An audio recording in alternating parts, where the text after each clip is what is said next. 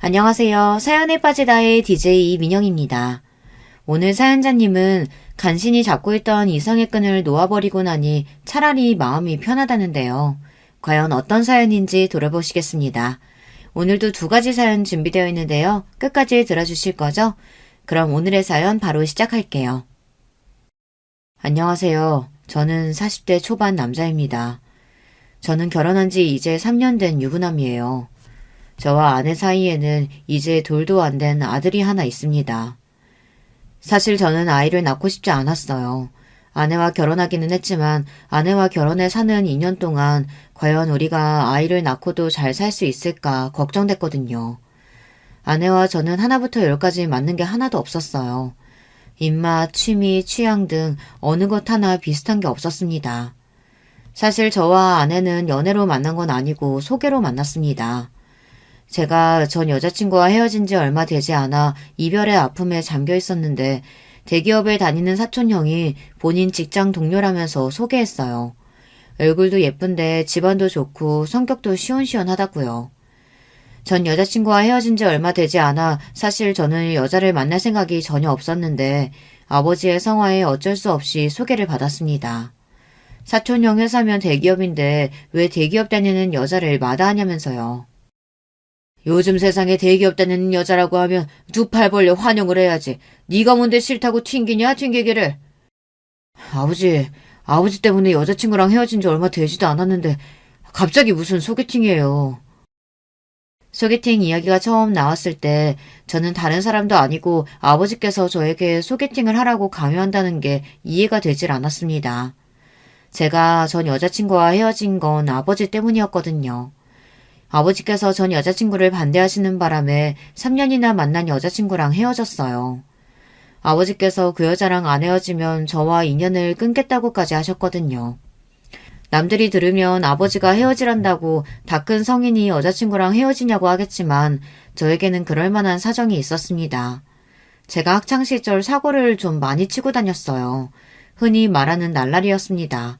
중고등학교 때는 담배를 피우다 선생님에게 걸려서 아버지께서 학교에 불려오시기도 하고 고등학교 때는 애들이랑 싸우고 다녀서 정화까지 맞을 뻔한 적도 있었어요.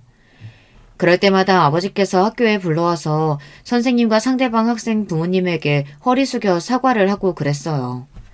사춘기 시절에 아버지 마음고생을 많이 시킨 저는 고3이 돼서야 정신을 차렸습니다.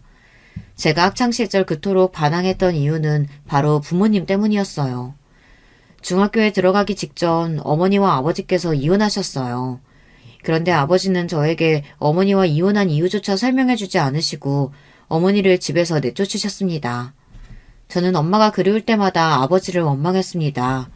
그 일로 아버지와 사이가 벌어져 중고등학교 시절 내내 아버지에게 반항했습니다. 그런데 고3 여름방학 때 아버지께서 장기간 출장을 가시면서 저를 근처에 사시던 할머니와 고모에게 부탁하셨어요. 밥이라도 좀 챙겨주라고요.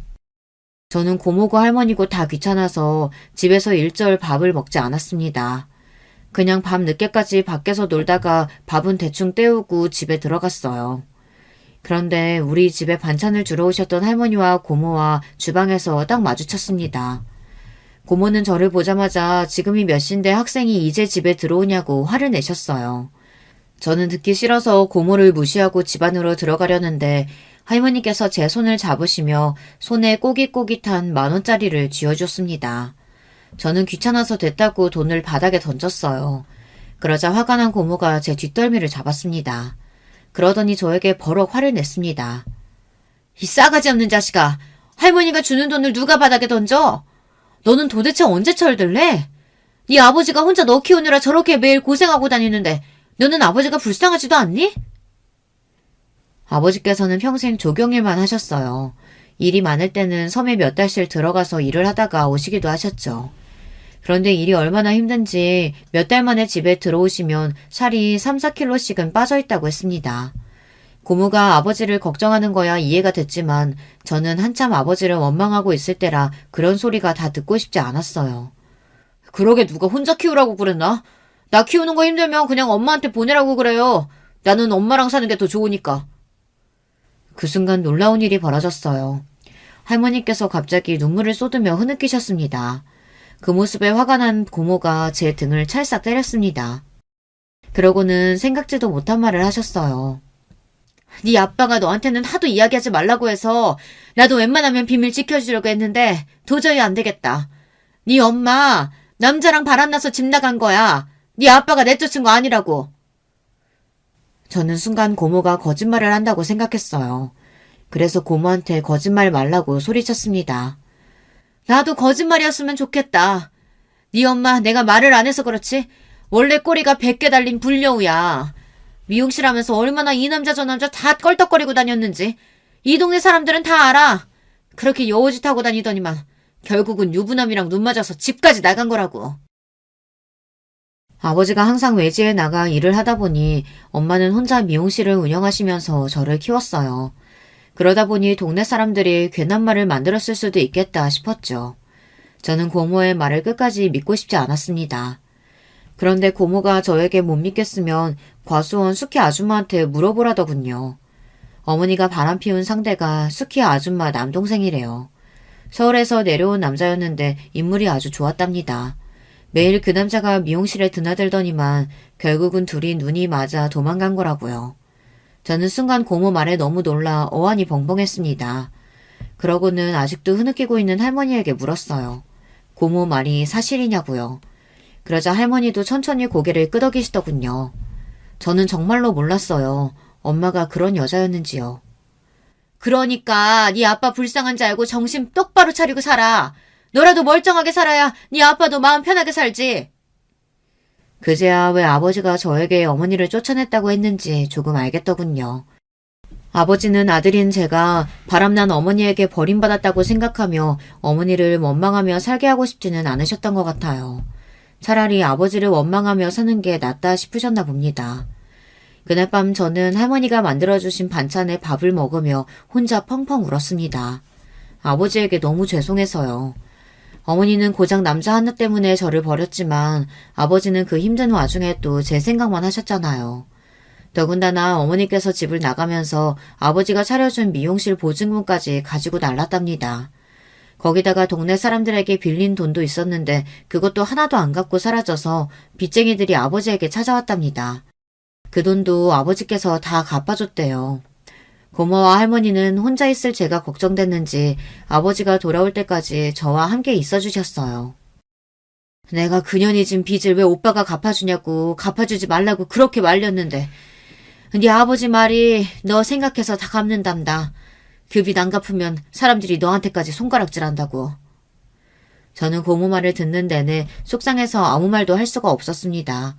어머니 때문에 상처를 받은 건 아버지도 마찬가지라 힘드셨을 텐데 전혀 내색 안 하시고 저를 키우며 먹고 살 걱정까지 하시면서 사셨으니 대단하다 싶었어요. 저는 그날 이후 달라졌습니다. 고모 말처럼 정신을 바짝 차리고 살았어요. 그리고 아버지 말을 무조건 잘 들었습니다. 아버지께서 공부해서 대학에 가라고 하셔서 반년 미친 듯 공부해 대학에 진학했어요. 그리고 아버지께서 제가 양복 입고 사무실에 출근하는 일을 했으면 좋겠다고 하셔서 열심히 취업 전선에 뛰어들어 대기업은 아니지만 그래도 중소기업에 입사했습니다. 저는 학창시절 내내 아버지 속을 썩인 걸 사죄드리는 마음으로 항상 아버지의 말이 옳다고 생각하며 살았어요. 하지만 아버지께서 제 연애와 결혼에까지 간섭하시는데 그건 많이 힘들었습니다.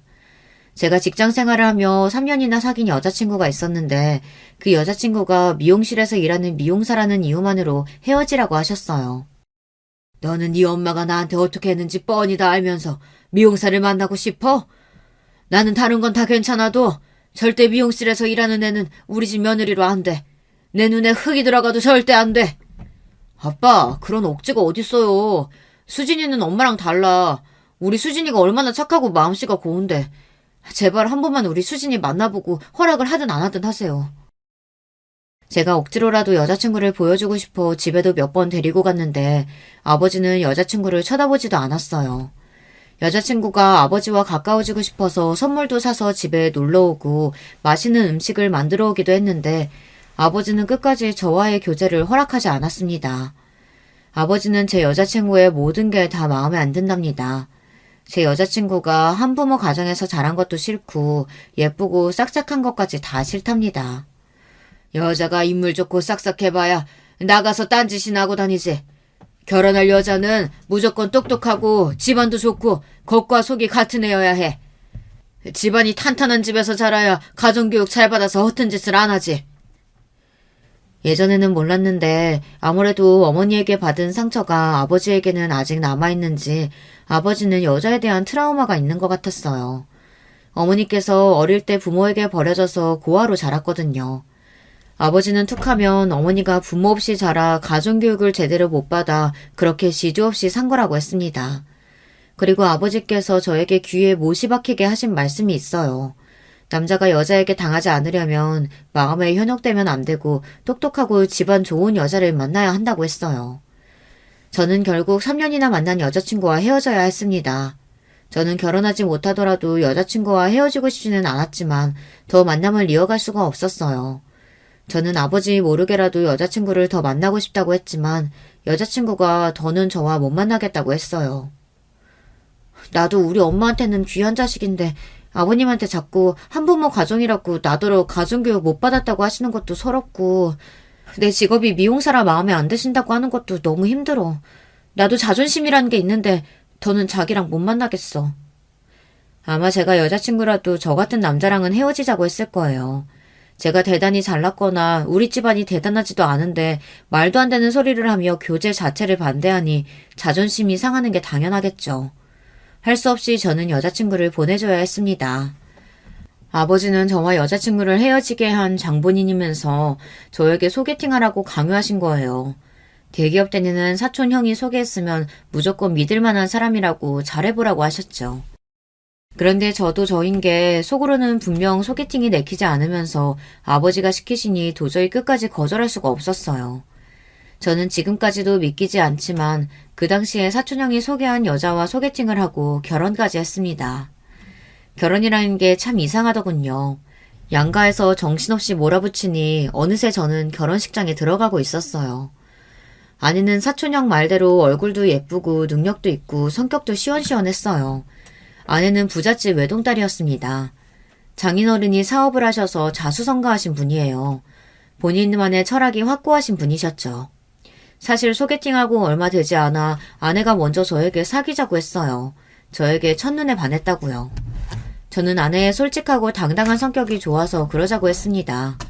그런데 아내는 사귀자마자 곧바로 자기 부모님께 저를 소개했습니다. 장인 장모님께서 제가 마음에 들지 않는다는 티를 팍팍 내셨거든요. 사실 그럴만도 했죠. 아내는 어릴 때부터 경제적으로 유복하게 자랐고 직장도 대기업에 다니고 있었으니까요. 반면에 저는 집안도 보통인데다가 대학도 전문대고 직장도 아내보다 작은 회사에 다니고 있었으니 내세울 만한 게 없기는 했습니다. 사실 자네 조건만 들었을 때는 영 마음에 안 들어서 소개 안 받는다 그랬네. 근데 어쩌겠나. 하나뿐인 내 딸이 자네 아니면 결혼을 안 한다는데. 아무리 촌 출신이라고 해도 그렇지. 이왕 서울에 올라온 거 공부 좀 더 해서 4년제라도 나왔으면 좀 좋아. 그래야 너희 아빠 회사에라도 낙하산으로 넣어주지. 저는 마치 드라마 속에 들어와 있는 것 같았습니다. 재벌집 사위 면접이라도 보는 줄 알았어요. 그리고 그 순간 전 여자친구의 마음이 단번에 이해가 됐습니다. 전 여자친구가 우리 아버지를 만날 때마다 얼마나 힘들었을지를 생각하니 다시 또 미안하고 마음이 좋지 않았어요.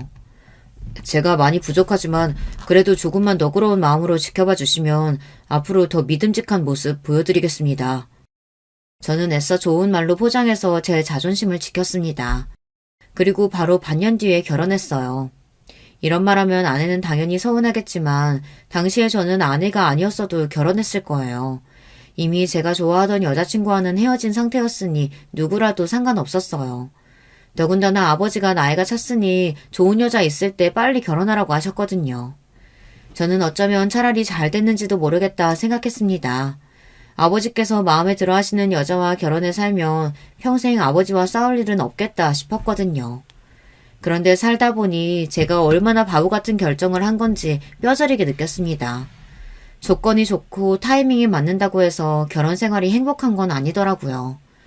아내와 결혼한 이후 제 인생은 180도 달라졌습니다. 아내는 제 모든 게 좋다며 결혼하자고 조르더니 막상 결혼하고 나서는 저를 둘러싼 모든 걸 다 싫어하기 시작했어요. 한 번은 이런 적이 있었습니다. 제가 회사에 일이 많아서 야근을 자주 했어요. 저는 아내도 일하는 사람이니 당연히 야근이나 회식 같은 건 이해해 줄 줄 알았습니다. 그런데 아내는 말도 안 되는 거를 가지고 꼬투리를 잡고 사람을 피곤하게 했어요. 거기다가 제가 본인이 다니는 회사보다 작은 회사에 다닌다고 대놓고 무시했습니다. 코딱지만한 회사가 월급도 쥐꼬리만큼 주면서 사람을 왜 그렇게 부려대는 건데? 회식할 돈 있으면 월급이나 올려주지. 쓸데없이 왜 자꾸 술을 먹여? 이래서 우리나라에서 무조건 대기업에 다녀야 되는 거라니까. 처음엔 저도 그러려니 했어요. 원래 아내가 말을 거침없이 하기도 하고 아내도 제가 힘들어 보이니 걱정돼서 하는 농담이라고 생각했거든요. 그런데 시간이 지날수록 아내가 저를 무시한다는 게 느껴졌습니다. 한 번은 장인어른 칠순 때였는데 하필이면 그때 제가 회사에서 중요한 프로젝트를 맡게 돼서 지방에 출장 갈 일이 있었어요. 저는 회사 일이니 어쩔 수 없이 장인어른 칠순에는 못 갈 것 같다고 말했습니다. 저도 당연히 아내와 장인어른에게 죄송했죠. 그래서 출장 가기 전에 미리 들려 식사 대접도 하고 선물도 할 생각이었습니다. 그런데 아내는 말도 안 되는 소리를 했어요. 자기, 그냥 회사 그만두면 안 돼? 대단한 회사도 아닌데 가족 행사도 참석 못하게 하는 회사를 뭐하러 다녀? 저는 순간 제 두 귀를 의심했습니다. 정말 아내가 진심으로 하는 말이 맞나 싶어서요. 저는 당연히 농담으로 하는 말이겠거니 하고 넘겼습니다. 그런데 아내의 말은 농담이 아니더군요. 제가 출장 가기 전에 장인어른께서 좋아하시는 술이랑 용돈을 챙겨 처가에 갔습니다. 그런데 장인어른도 아내와 똑같은 소리를 하셨어요. 자네는 구멍가게 같은 그런 회사를 꼭 다녀야겠나? 내가 자네 자존심 상할까봐 지금까지 말은 안 했는데 내 친구들 사위 중에 중소기업 다니는 사위는 자네밖에 없어.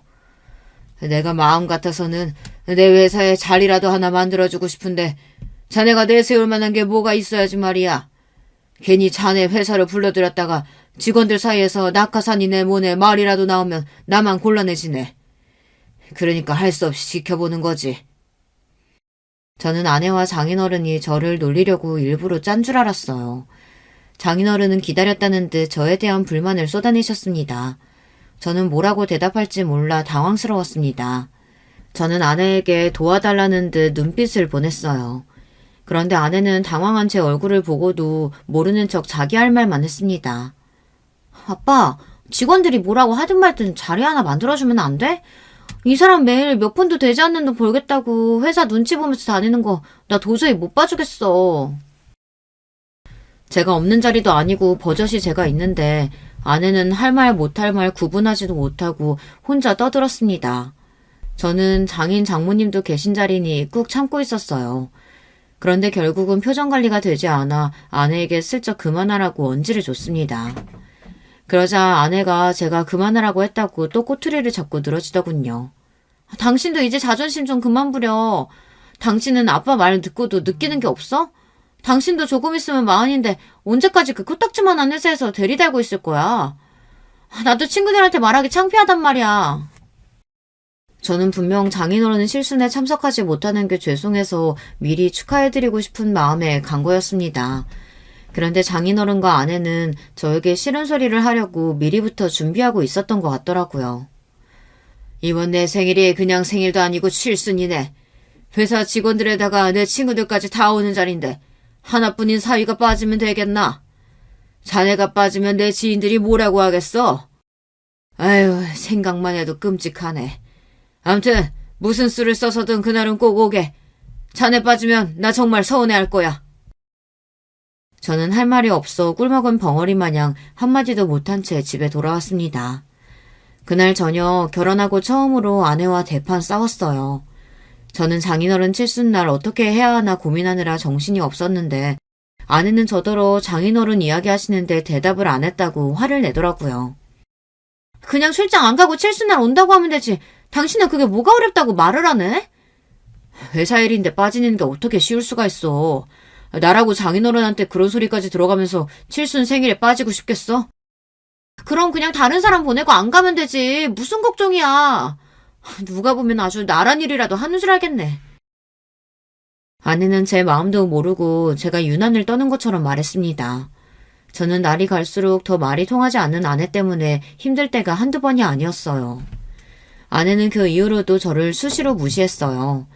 명절 때도 본인은 명절 보너스에 선물에 식사권까지 회사에서 주는 혜택이 많은데 우리 회사는 떡값도 안 주고 꼴랑 필요도 없는 선물 세트 하나 준다고 비웃었죠. 그리고 하는 말이 더 기가 막힌 게 이런 건 우리 아버님이나 가져다 주라고 했어요. 아버님 돈 아깝다고 샴푸랑 치약도 아껴 쓰시는데 이거 갖다 드리면 엄청 좋아하시겠네. 아내는 아무 생각 없이 하는 말이겠지만 듣다 보면 은근 기분이 상했어요. 저도 아내가 하는 행동마다 일일이 지적하다 보면 항상 싸우게 되니 웬만한 건 참고 넘어갔습니다. 그런데 바보 같은 저에게도 절대 참을 수 없는 게 있었어요. 아버지가 계신 앞에서 저를 무시하거나 아버지를 만만하게 대하는 건 절대 그냥 넘어갈 수 없었죠. 그날은 장인어른 칠순날이었습니다. 저는 결국 출장을 다른 직원에게 부탁하고 장인어른 칠순에 갔습니다. 저희 아버지께서 장인어른 칠순에 오겠다고 하셔서 도무지 제가 빠질 수가 없었어요. 물론 장인어른이 몇 번씩이나 본인 칠순에 올 거냐고 확인 전화를 하기도 하셔서 제가 모르는 척 하고 있을 수가 없었죠. 그런데 그냥 빠질 걸 그랬습니다. 저는 처가 사람들과 아내의 행동에 기분이 상해서 몇 번이나 자리를 박차고 나올 뻔했어요. 시작은 사소한 질문에서 시작됐습니다. 장인어른 지인분이 저와 아내를 보고 결혼한 지 꽤 됐는데 왜 아직 아이를 갖지 않냐고 물었습니다. 저를 닮은 아들이면 잘생겨서 좋을 것 같다고요. 그러자 장인어른께서 나서서 굳이 하지 않아도 될 말을 하셨어요. 남자가 인물만 좋으면 뭐래? 우리 사위 닮으면 애가 머리도 영 나쁘고 변변치 않아서 뒤치다거리 하느라 내 딸만 고생할 텐데. 닮으려면 무조건 우리 집안을 닮아야지. 저희 아버지까지 계신 자리에서 집안까지 운운하며 이야기하시니 저는 절로 얼굴이 붉어졌습니다. 도저히 아버지 얼굴을 볼 낯이 없었어요. 그런데 아버지께서 그 말에 맞장구까지 치시더군요. 손주든 소녀든 무조건 우리 며느리 닮아야 하죠. 그래야 얼굴도 예쁘고 똑똑하고 얼마나 좋겠어요. 아버지 마음을 모를 리 없는 저는 속상해서 한숨이 절로 나왔습니다. 장인어른 칠순이 끝나고 바로 부산에 내려가신다는 아버지를 배웅하는데 저는 내내 마음이 좋지 않아 아버지에게 괜히 죄송하다고 했습니다. 그러자 아버지는 제 마음을 다 아신다는 듯 제 손을 잡았습니다. 오랜만에 서울 구경해서 너무 좋은데 뭐가 미안해. 아버지는 너만 잘 사면 그거로 됐어. 힘들어도 장인 장모한테 잘해. 아버지는 항상 저를 볼 때마다 처가에 잘하라는 소리만 하셨습니다. 저는 그 소리를 듣는 것도 싫었어요. 사실 아내는 저와 다르게 시댁이라고 신경 쓰는 게 하나도 없어요. 부산에 아버지랑 할머니가 계신데도 명절마다 아버지가 서울에서 멀다고 오지 말라고 하면 정말 안 가려고 했습니다. 제가 억지로 끌고 가야 1년에 한두 번 가는 게 다였습니다. 더군다나 한 번은 아내가 친구랑 통화하는 소리를 들었는데 그 내용이 기가 막히더라고요. 아, 너 명절 때마다 시댁 가느라 너무 힘들겠다. 난 우리 시어머니가 진작 바람나서 도망가는 바람에 시어머니가 안 계시잖아. 시아버지도 내 눈치 보느라 오라고도 안 하니까 너무 좋아. 아내도 별 생각 없이 친구랑 하는 이야기겠지만 저는 슬슬 아내의 그 생각 없이 하는 말에 지쳐갔습니다. 30도 훌쩍 넘은 여자가 어쩜 저렇게 생각 없이 말을 하는지 모르겠어요. 그러던 중 믿을 수 없는 일이 벌어졌습니다. 저희 아버지께서 갑작스럽게 사고를 당하셨어요. 명절을 얼마 남기지 않고 급하게 끝내야 할 일이 있어서 아버지께서 무리해서 일하시다가 사다리에서 떨어지셨나 보더군요. 머리를 심하게 다쳐서 큰 병원으로 갔는데 바로 수술을 해야 한다고 해서 급하게 머리 수술을 하셨더라고요. 저는 고모에게 연락을 받고 놀라 바로 부산으로 내려갔습니다. 그런데 병원에서 수술 경과가 좋지 않다고 마음의 준비를 하라고 했어요. 저는 가슴이 철렁 내려앉는 것만 같았습니다. 저는 다행히 휴가 기간이라 아버지 곁에 있었어요. 아무래도 아버지께서 상황이 좋지 않으니 저는 아내에게 연락했습니다. 아내도 부산에 내려오는 게 좋을 것 같다고 했어요. 그런데 아내가 대뜸 하는 말이 어처구니가 없었어요. 설마 자기 잊은 거야? 내일 엄마 아빠랑 필리핀 골프 여행 가기로 했잖아. 오늘 저녁에는 올라와야지. 아내는 이 정도로 말귀를 못 알아듣는데 도무지 어떻게 대기업에 들어간 건지 모르겠어요. 우리 아버지 돌아가시게 생겼다는데 지금 여행이 문제야? 원래 병원에서는 다 그렇게 말해. 수술 끝나고 병원에 계시는데 뭐가 걱정이야. 순간 저는 아내가 혹시 사이코패스는 아닐까 진지하게 고민했습니다. 그러지 않고서야 이럴 수가 없어요. 저는 아내와 더는 대화하고 싶지 않아 휴가 동안 병원에 있을 거니까 그렇게 여행 가고 싶으면 너나 가라고 했습니다. 아내는 다음날 장인 장모님과 필리핀으로 골프 여행을 떠났습니다. 그리고 3일 후 아버지께서 돌아가셨어요. 저는 고모와 할머니와 함께 임종을 지키고 장례 절차를 밟았습니다. 그 사이에 할머니께서 2번이나 정신을 잃으시는 바람에 저는 너무 무서웠어요. 아버지께서 돌아가셨다는 게 믿기지도 않는 상황에서 할머니까지 어떻게 될까봐 걱정했습니다. 제가 가장 힘든 시간을 보내는 중 아내는 필리핀에서 즐겁게 보내다가 장례에 2일째가 돼서야 장례식장에 나타났습니다. 갑자기 들어오게 돼서 비행기표가 없어 어쩔 수 없었대요. 게다가 아내가 장례식장에 오자마자 처음으로 한 말이 너무 피곤하다는 말이었습니다. 아, 피곤해. 아버님은 어떻게 돌아가셔도 며느리 오랜만에 여행 갔는데 딱 그때 돌아가시냐. 저는 너무 지쳐서 화낼 힘도 없었어요. 아내라면 이제 지긋지긋했습니다. 제발 남은 이틀이라도 입 좀 다물고 있어. 안 그래도 힘든데 당신이 입만 벌리면 정말 돌아버리겠으니까. 어머, 당신 지금 나한테 입 다물라고 한 거야? 당신 이래서 감당되겠어? 나 임신했는데? 아내는 무슨 대단한 서프라이즈라도 하듯 아버지의 장례식장에서 본인 임신 사실을 발표했습니다. 정말 답이 없는 여자였어요. 저는 웃어야 할지 울어야 할지 가늠이 안 됐습니다. 그 정도로 혼란스러웠어요. 사실 저는 아내와의 사이에서 아이를 낳고 싶지 않았습니다. 아내와 언제라도 헤어질 수 있겠다는 생각을 항상 했거든요. 그런데 아버지가 떠나시면서도 저에게 참고 살라고 하고 싶으셨던 건지 선물을 주고 가셨습니다. 저는 지난날은 가슴에 묻고 아내와 아이를 키우며 한 번 더 잘해보자 마음을 굳게 먹었습니다.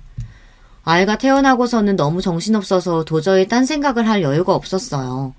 그날도 늦은 밤까지 일하느라 정신이 없었습니다. 그런데 그때가 밤 11시가 넘은 시간인데 갑자기 핸드폰이 울렸습니다. 저는 모르는 번호를 보고 받을까 말까 고민했는데 아무래도 기분이 이상해서 전화를 받았어요. 그런데 전화를 받자마자 들리는 목소리에 저는 놀라 입을 틀어막았습니다. 여보세요. 여기 동부경찰서인데요. 오순호 씨 되시죠? 여기 지금 이금영 할머니가 길을 잃었다고 접수가 돼서 연락드렸어요. 지금 바로 경찰서로 오실 수 있죠? 순간 저는 너무 놀라서 말문이 턱하고 막혔습니다. 서울에서 기차로도 4시간을 넘게 걸리는 시골에 계신 할머니가 이 늦은 시간에 어떻게 서울 경찰서에 계신가 해서요. 네? 정말 저희 할머니 맞으세요? 저희 할머니는 부산에 계시는데요. 네, 부산에서 오신 오금영 할머니 맞아요. 신정동 대형 아파트 사시죠? 거기 손주 만나러 왔다가 집에 아무도 없어서 몇 시간을 혼자 여기저기 헤매셨나 봐요. 그러다가 길을 잃어서 놀이터에 앉아 계신 걸 우리 파출소 경찰들이 모시고 왔어요. 집에 아무도 없었다고요? 그럴 리가 없는데. 제 아이가 어려서 집에 같이 있거든요. 저는 너무 당황하고 놀라서 핸드폰을 든 채 횡설수설 했습니다. 요즘 젊은 며느리들 시골에서 올라온 시어머니 귀찮다고 문 안 열어줘서 그냥 내려가는 분들 원래 많아요. 아무튼 할머니 짐도 많으시고 많이 피곤해 하시니까 빨리 와서 모시고 가세요. 경찰관은 원래 이런 일이 많다고 별일 아니라는 듯 이야기했지만 저는 도무지 이 상황이 믿기지 않았습니다. 저는 곧바로 일을 마치고 전화가 걸려온 파출소로 향했습니다. 파출소로 가는 길에 아내에게 전화했어요. 혹시나 하는 마음에 할머니가 집에 왔었다는데 오늘 외출했었느냐고 물었어요. 그러자 아내가 너무 당당하게 하는 말이 기가 막혔습니다. 아니, 내가 나가긴 어딜 나가. 애 보느라 힘들어 죽겠는데. 당신 할머니가 연락도 안 하고 집에 왔길래 귀찮아서 그냥 집에 없는 척했어. 순간 저는 제 2 귀를 의심했습니다. 경찰관 말이 사실이었어요. 정말 제 아내가 할머니 오신 걸 보고도 없는 척 문을 열어주지 않은 거예요. 저는 너무 화가 나서 도무지 참을 수가 없었습니다. 당신 제정신이야? 우리 할머니 부산에서부터 혼자 집까지 혼자 기차 타고 버스 타고 5시간을 올라온 거야. 그런데 어떻게 연락 좀 안 하고 왔다고 문도 안 열어줄 수가 있어? 할머니 혼자 기다리다 지쳐서 여기저기 돌아다니시다 길 잃어서 지금 경찰서라잖아. 저는 혼자 문 앞에서 벌벌 떨었을 할머니를 생각하니 눈물이 왈칵했어요. 그런데도 아내는 사람이 맞기는 한 건지 뻔뻔한 소리를 해댔습니다. 끝까지 본인은 잘못이 없다네요. 그러니까 5시간이나 서울에 오는 동안 전화 한 통을 어떻게 안 하시냐고. 그리고 이 집은 엄연히 우리 집인데 내가 초대하지 않았는데 무턱대고 오신 분한테 무조건 문을 열어줘야 되는 거야? 난 도저히 이해가 안 되는데. 우리 할머니가 남이야? 초대받아야만 손주네 집 오게? 그리고 아무리 싫었어도 날씨가 이렇게 추운데 몇 시간을 할머니 혼자 복도에 계시게 놔둘 수가 있어?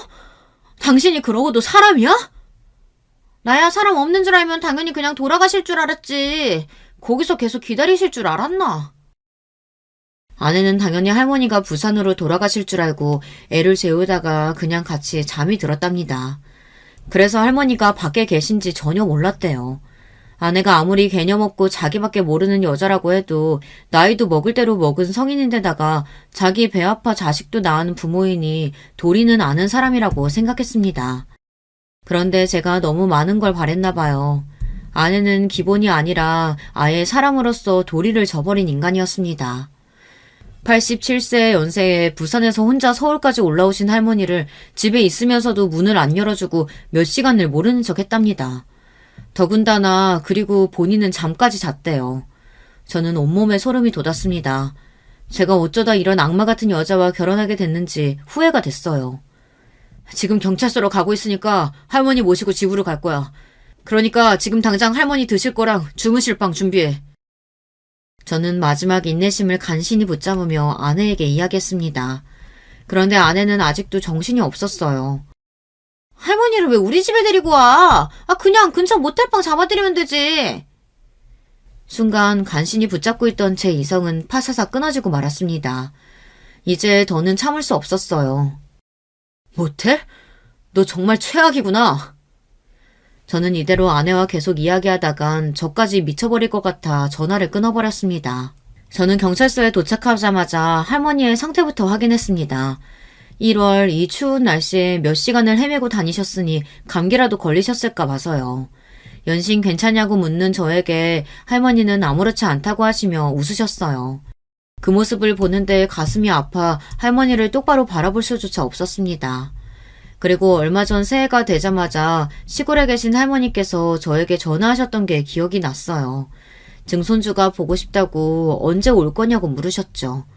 그때도 마음 같아서는 당장 쉬는 날 아들을 데리고 부산에 내려가겠다고 하고 싶었지만 아이가 아직 어르니 명절에나 한번 내려가겠다고 하곤 전화를 끊었습니다.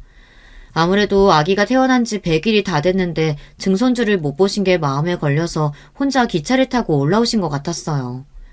사실 그날도 진작 서울에 온다고 저에게 말씀하셨으면 제가 기차역으로 모시러 갔을 텐데 할머니께서 제가 신경 쓰는 게 싫으셨는지 연락도 안 하고 오신 것 같아요. 밖에서 얼마나 헤매셨는지 아직도 차가운 할머니의 손을 잡고 경찰서를 나오는데 저는 다시 한번 놀라고 말았습니다. 할머니의 짐가방이 너무 무거워서요. 할머니 어디 이민이라도 가? 무슨 가방이 이렇게 무거워. 누가 보면 벽돌 들고 온 줄 알겠다. 저는 놀랐을 할머니의 긴장을 풀어드리기 위해 농담조로 이야기했는데 할머니는 마음이 쓰였는지 제가 든 가방을 뺏으려고 했어요. 아이고 내가 주책이지. 우리 손주 힘들게 이런 거 괜히 가지고 와서는. 안 되겠다. 이거 집에 가지고 가봐야 다 짐인데 우리 그냥 다 버리고 가자. 할머니는 제가 진짜로 가방이 무겁다고 한 줄 아는지 가방 지퍼를 열어 안에 있는 것들을 다 버리려고 했어요. 저는 놀라서 할머니의 손을 잡고 농담한 거라고 했습니다. 그리고 차 가지고 와서 무거워도 된다고요. 그런데도 할머니는 자꾸만 가방 안에 짐을 버리겠다고 우겼어요. 그 순간 할머니의 짐 가방을 열었는데 저는 순간 눈물이 울컥했습니다. 글쎄 가방 안에는 온통 제 아들과 아내에게 줄 선물뿐이었어요. 100일 떡을 잔뜩 해서 하나하나 포장한 박스와 출산한 아내를 위한 녹용을 상자째 가방에 넣고 왔더라고요. 그걸 보는데 저는 아내에게 더 화가 났습니다. 이 정도로 본인을 걱정하고 생각해서 온 할머니를 어떻게 그렇게 매몰차게 쫓아낼 수가 있는 건지 도무지 이해해보려고 해도 이해할 수가 없었어요. 저는 그 순간 오만 가지 생각이 들었습니다. 진심으로 아내한테 정이 뚝 떨어졌어요. 저희 아버지가 돌아가실 때 아내가 했던 말이나 행동도 아직도 마음에 남아있는데 할머니에게까지 이러는 모습을 보니 제가 과연 아내와 살 수 있을까 싶더라고요. 그리고 할머니를 모시고 집에 들어가자마자 저는 아내와 이혼하기로 굳게 마음먹었습니다. 글쎄 제가 음식도 준비해두고 이불도 준비하라고 했는데 아무것도 하지 않고 온 집에 불을 다 끄고 자고 있더라고요. 심지어 안방문까지 잠그고요. 저는 이제 화도 나질 않았습니다. 기가 막혀서 오히려 웃음이 났어요. 저는 애써 할머니가 걱정하실까봐 아내가 애를 재우고 있는 것 같다고 시간도 늦었으니 증손주는 내일 보고 먼저 좀 주무시라고 했습니다. 저는 작은 방에 할머니를 재워드리고 비상열쇠를 꺼내 안방 문을 열었습니다. 그리고 아내를 흔들어 깨웠어요. 저는 태어나서 그날처럼 화가 났던 순간이 없었습니다. 정말 마음 같아서는 아내도 짐짝처럼 들어서 문 밖으로 내쫓고 싶었어요. 너도 똑같이 당해보라고요. 하지만 저는 아내와 다른 사람이었습니다. 저는 제대로 된 가정교육을 받고 자란 사람이에요. 그렇게 막무가내로 무식한 여자와 똑같이 행동할 수는 없었죠. 일어나, 나랑 얘기 좀 해. 저는 최대한 이성을 놓지 않고 아내와 대화하려고 노력했습니다. 차분히 서로 이야기를 나눠보고 아내가 저에게 잘못했다고 다시는 그러지 않겠다고 인정하면 저도 용서해 주려고 했어요. 그런데 아내는 끝까지 제 한계를 시험했습니다. 자리에서 벌떡 일어난 아내는 저에게 자는 사람을 왜 깨우냐면서 화를 냈어요. 당신, 아까 내가 전화해서 했던 말 잊었어? 내가 할머니 모시고 오겠다고 했잖아. 근데 어떻게 아무 준비도 안 해놓고 들어가서 잘 수가 있어? 나는 할머니 집에 오는 거 싫다고 했잖아. 내가 시어머니도 아니고 왜 시할머니 시중까지 들어야 되는데. 내일 아침 밝자마자 바로 부산으로 내려가시라고 해. 당신 정말 해도 너무한다. 할머니가 성치도 않은 몸으로 왜 서울까지 올라오셨는데. 증손주는 너무 보고 싶은데 당신이 전화해도 받지도 않으니까 백일떡이랑 당신 녹용 주겠다고 다 바리바리 싸들고 오신 거 아니야.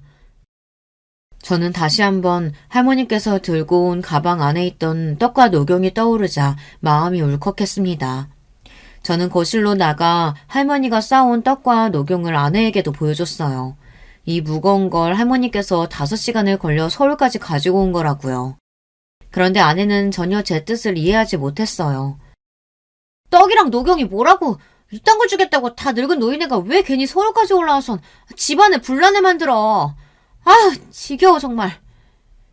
제 말에도 아내는 인상을 구기며 온갖 짜증을 다 부렸습니다. 그 모습을 보는데 순간 저는 간신히 붙들고 있었던 이성의 끈이 끊어지고 말았어요. 그리고 아버지께서 돌아가시기 직전에 제게 했던 말이 순간 떠올랐습니다. 네가 전에 만났던 수진이랑 결혼한다고 했을 때 반대한 게 얼마나 미웠는 줄 몰라. 만약 네가 그때 수진이랑 결혼했으면 지금처럼 마음고생하면서 힘들게 살지는 않았을 텐데. 이 못난 아비가 집안만 보고 지금 니처랑 결혼하라고 강요해서 정말 미안하다. 앞으로는 네 못난 아버지 없는 세상에서 네 마음대로 살아라. 아버지는 돌아가시기 직전 지금까지 당신의 생각을 저에게 강요하며 살았다며 미안하다고 사과하셨어요. 그때는 아버지의 말이 무슨 소리인가 싶었는데 이제는 확실히 알았습니다. 아버지의 말씀이 맞았어요. 제가 지금의 아내와 결혼해서 아이까지 낳은 마당에 할 소리는 아니지만 만약 아내와 결혼하지 않았다면 지금보다 훨씬 더 행복하게 살았을 거예요. 아내와의 결혼 생활은 하루도 마음 편할 날이 없었거든요. 저는 머릿속으로는 많은 생각이 들었지만 이미 시간이 늦었으니 아내에게 들어가 자라고 했습니다. 저는 할머니와 자겠다고요. 제가 할머니와 자겠다는 것도 아내는 마음에 들지 않은 눈치였지만 저는 아내의 눈치를 보면서 살고 싶지 않았어요. 저는 아내를 떼어내기 위한 복수를 준비했습니다. 그리고 아내가 가장 무서워하는 방법을 생각해냈죠. 며칠 뒤 시사 고발하는 프로에 장인어른이 나왔습니다. 물론 장인어른 얼굴과 회사 이름은 모자이크 처리되어 방송됐지만 같은 업종에 있는 사람들은 충분히 알 수 있을 정도였죠. 제가 시아버지 회사를 방송에 고발했습니다. 최근 대기업의 오너의 갑질로 인한 사건 사고가 끊이질 않았었는데요. 과연 갑질이라는 게 대기업 오너에게만 해당되는 일일까요? 조사 결과 그렇지 않았습니다. 대기업 오너들이야 사생활 문제나 갑질 논란이 퍼지면 주가나 이미지 손상에 큰 타격을 주기 때문에 조심하는 분위기지만 중소기업들은 그렇지 않았습니다. 아직도 회사 내에 갑질이나 불평등 계약이 존재하고 있었습니다. 저는 방송에 제보할 때 장인어른의 회사를 꼭 중소기업이라고 명시해달라고 했습니다. 장인어른이 운영하시는 회사가 결코 작은 구멍가게는 아니지만 그렇다고 대기업도 아니에요. 제가 근무하는 회사와 규모가 크게 차이나지 않았습니다. 오히려 업계에서는 제가 근무하는 회사가 더 위상이 높아요. 그런데도 장인어른은 제가 다니는 회사는 본인이 모르는 분야면서도 항상 제가 다니는 회사를 무시하면서 깎아내렸어요. 그리고 평소 제가 장인어른을 모시면서 알게 된 회사 내에 문제들이 있었는데요. 당한 사람들이 고소까지 할 정도로 큰 사건은 아니었지만 당한 사람들에게는 꽤 억울할 만한 일들이었죠. 아내나 장인어른은 부끄러운 줄도 모르고 그런 이야기들을 저에게 하고는 했어요. 이래서 사람은 열심히 공부해서 좋은 직장에 다녀야 하는 거라니까. 자기들이 다 능력이 없으니까 이런 억울한 일 당하는 거 아니야? 나는 머리 나빠서 코딱지만한 회사 다니면서 자기 회사는 육아휴직 없다고 징징거리는 애들이 제일 싫더라. 그러게 지들도 공부 좀 해서 진작 대기업까지. 반면 저는 장인어른과 아내의 이야기를 들을 때마다 속이 답답하고 제가 다 그 사람들한테 미안했어요. 그래서 며칠 전부터 장인어른에게 사람을 붙여 영상을 찍게 해 고발할 증거를 확보했습니다. 장인어른네 회사는 다른 중소기업보다 계약직 수가 많아요. 더군다나 계약직까지도 인턴 기간을 줘서 3개월이나 부려먹고 중간에 자르는 경우도 허다했습니다. 거기다가 5년 넘게 다닌 직원을 임신했다는 이유만으로 계약직으로 전환해 스스로 회사를 그만두게 한 사례도 있었습니다. 그리고 장인어른이 본인의 지위를 이용해서 거래처나 직원들에게 갑질을 한 내용은 셀 수도 없이 많았어요. 그 내용을 아주 일목요연하게 정리해서 저는 방송국에 제보했습니다. 제 생각대로 방송의 여파는 컸어요.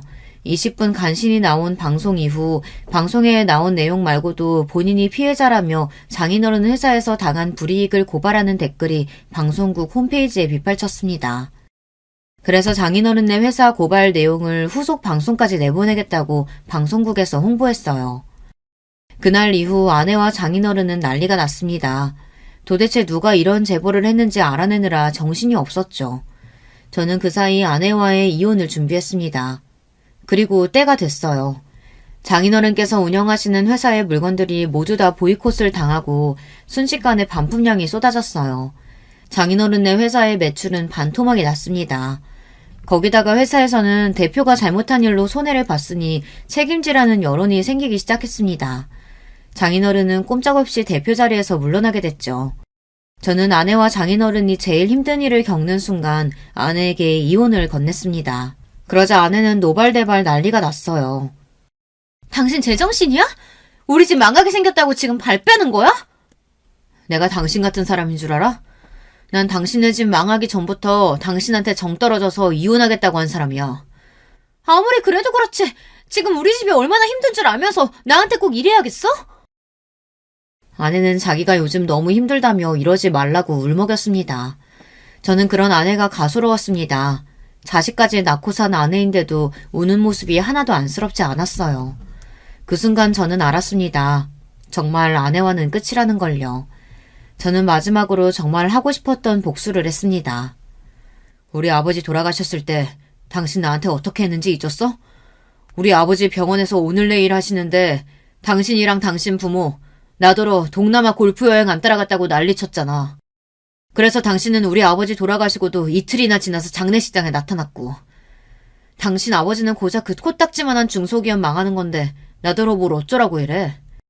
나는 당신 아버지 회사 일에는 관심도 없으니까 당장 이혼 서류에 사인이나 해. 저는 그동안 참아왔던 말을 폭풍처럼 쏟아냈습니다. 저는 묵은 체증이 날아가듯 속이 후련해졌어요. 아내는 마치 발작이라도 난 사람처럼 몸을 떨며 제게 달려들려고 했지만 저는 무시했어요. 그러고는 집을 부동산에 내놓고 회사에 휴가를 내고 아들을 데리고 할머니가 계신 부산으로 내려왔습니다. 아내와 장인어른 장모님까지 하루에 수십 통씩 전화가 왔지만 저는 받지 않았습니다. 저는 경찰서에서 할머니를 모시고 집에 왔던 그날부터 이미 마음을 먹은 일이기 때문에 제 마음 정리는 이미 끝났어요. 저는 그 집 사람들과는 할 말이 없었습니다. 저는 아들을 안고 바닷가를 거닐며 하늘을 올려다보고 아버지를 향해 마음속으로 속삭였습니다. 아버지, 원망은 절대 안 하니까 걱정하지 마세요. 아버지 덕분에 아버지를 꼭 닮은 아들도 제게 생겼으니까요. 할머니는 걱정하지 마세요. 제가 잘 모실게요. 저는 아직 부산에 있습니다. 아직 서울의 집도 팔리지 않았고 이혼도 소송 중이거든요. 아내가 본인은 이혼하지 않겠다고 버티고 있어요. 하지만 저는 이미 마음을 정했기 때문에 당분간 부산에 있을 생각입니다. 제가 아내를 아는데 자존심이 강한 사람이 이혼하고 싶다고 저를 끝까지 잡을 리가 없어요. 분명 자기가 먼저 더러워서 이혼해준다 하며 합의 이혼할 거예요. 장인이나 장모도 마찬가지고요. 사실 저는 아들도 갑자기 엄마와 떨어졌으니 엄마를 찾고 울면 어쩌나 생각했는데 생각보다 아들은 엄마도 찾지 않고 할머니를 잘 따라 셋이 할머니 집에서 잘 지내고 있습니다. 매일 아침에 눈만 뜨면 눈앞에 바다가 있으니 저도 가슴이 뻥 뚫리고 좋더라고요. 고모와 할머니는 서울에 집도 정리되고 이혼도 정리되면 차라리 부산에 내려오라고 하세요. 회사 관두고 정할 일 없으면 구모부가 하시는 횟집이 있는데 거기서 일해도 된다고요. 저는 오랜만에 가족들 품에서 편하게 지내고 있습니다. 앞으로 제가 어떻게 어디서 살게 될진 저도 모르겠지만 한 가지 확실한 건 하루라도 빨리 서울에 집이 팔려서 아내와 재산 분할이 끝나고 서류상으로도 깨끗하게 이혼남이 되는 겁니다. 이혼 확정이 되는 순간 저는 하늘을 날듯 몸이 가벼워질 것 같아요. 앞으로 아내가 얼마나 더 버틸지는 모르겠지만 저는 끝까지 할 겁니다. 꼭 이혼할 거예요. 제 이야기를 끝까지 들어주셔서 감사합니다. 저와 아들 두 남자의 앞날을 응원하는 댓글 많이 부탁드리겠습니다. 여러분에게도 항상 기분 좋은 일만 가득하시길 바랄게요. 여러분, 두 번째 사연 시작하기 전에 좋아요, 구독 꼭 눌러주실 거죠? 그럼 두 번째 사연 바로 시작합니다. 여러분 안녕하세요. 저는 70대 초반 남자입니다. 오늘은 특별한 날이라 조용히 생각을 해봤어요. 그런데 제가 살았던 인생을 되돌아보니 참 파란만장했다고 느껴지더라고요. 얼마 전에 믿기 힘든 일이 일어나기도 했습니다. 그래서 용기 내어 사연을 제보하게 됐어요. 때로는 현실이 더 영화보다 드라마보다 더 대단하잖아요. 저한테도 그런 일이 일어났습니다. 사실 어렸을 때는 저한테 이런 일이 일어날지 전혀 몰랐어요. 다들 어렸을 때는 꿈과 희망으로 가득 찬 생활을 하지 않습니까? 저는 전혀 아니었습니다. 오히려 어렸을 때가 인생에서 제일 힘든 시기였어요. 왜냐하면 어린 시절을 내내 보육원에서 보냈거든요. 저는 부모님이 누군지 얼굴도 모르고 살았습니다. 이름도 모르고 나이도 모르고 그냥 보육원 원장이 지어준 이름과 생일을 가지고 있어요. 생일도 제가 태어난 정확한 날짜가 아니고 원장이 저를 문 앞에서 주운 날이 제 생일입니다. 제가 70대니까 그 시절에는 워낙 고아가 많았어요. 저처럼 아예 부모를 모르고 살지 않더라도 시대가 시대니까 부모와 생이별한 사람도 아주 많았습니다. 이상가족도 많았고요. 그래서 그때는 보육원에 저 같은 아이들이 되게 많았죠. 아이들은 많은데 먹을 것은 부족하니 항상 배가 고팠어요. 넉넉하게 배불리 먹는다는 느낌이 무엇인지도 모르고 살았습니다. 밥이 없어 감자나 고구마로 끼니를 대신하는 것은 일상이었죠. 먹는 것만 부족한 것이 아니고 입는 것도 부족해서 매일 같은 옷만 입기도 했습니다. 그래도 학교 가기 전에는 아무것도 모르는 나이고 보육원 안에서만 생활해서 괜찮았어요. 문제는 국민학교에 입학하고 난 뒤였습니다. 저는 보육원 아이들이 주로 가던 학교가 아니고 옆 학교로 진학하게 됐어요. 인원이 많아 그랬다고 하던데 차라리 같은 보육원 친구들이 있었으면 그래도 제가 버틸 수 있었을 거라 생각이 들어요. 학교에 갔더니 그 학교는 그래도 부모가 있는 친구들이 대부분이었습니다. 거기서 저는 완전한 이방인이었어요. 먹을 게 부족해서 항상 배고픈 상태라고 했잖아요. 그래서 저는 또래에 비해 덩치가 비교될 정도로 작았습니다. 부모도 없는데 키도 작고 보잘것없으니 얼마나 놀림의 대상이었겠어요. 그중 저를 많이 괴롭힌 친구가 있었는데 이름은 박종섭이었습니다. 아직도 그 이름이 기억나고 제 인생에서 뺄 수 없는 이름이에요. 종섭이는 저와 달리 유독 덩치가 큰 친구였습니다. 아버지가 우리 마을에 땅을 많이 가지고 있었어요. 돈이 많아서 다들 가난하게 살던 시절에 유독 부유하게 살았던 친구였습니다. 다들 배고픈 시기라 종섭이에게 달라붙어 콩고물이라도 떨어질까 기대하곤 했었죠. 오늘 우리 집에 놀 사람! 아버지가 반 친구들 데려오라고 하셨는데 우리 집 가면 맛있는 거 많아. 종섭아, 나도 너희 집 놀러 가도 돼? 어릴 때는 힘없고 약한 친구들을 괴롭히곤 하잖아요. 그 대상은 저였습니다. 부모도 없이 매일 똑같은 옷을 입고 다니니 얼마나 만만했겠습니까? 종섭이는 제가 만만했는지 저만 보면 시비를 많이 걸었어요. 야, 넌 엄마 아빠도 없지? 그지야! 원래 성격 자체가 낯가리고 조용한 편이고 또 보육원에서 자라면서 눈치를 많이 봐서 저는 어릴 때는 매우 소심한 성격이었습니다. 그래서 그렇게 종섭이가 저를 괴롭혀도 제대로 뭐라 하지도 못했어요. 그런 저를 반에서 유일하게 도와준 친구가 있었는데 순애라는 친구였습니다. 순애는 아버지가 없었는데 그래서 그런가 부모가 없다고 놀림을 받는 저를 많이 두둔해 주었어요. 야, 너네 그만 놀려. 부모 없는 게 어때서? 나도 아빠 없어. 옆 동네는 부모 없는 사람 많다더라. 아무 말도 못하고 고개만 숙이고 있는 저를 순애는 나서서 막아줬어요. 저야 당연히 그런 순애가 고마웠습니다. 당당하게 자기도 아빠가 없다고 소리치던 순애가 오히려 대단해 보였어요. 한 가지 나쁜 점이 있다면 종섭이가 순애를 좋아했다는 점입니다.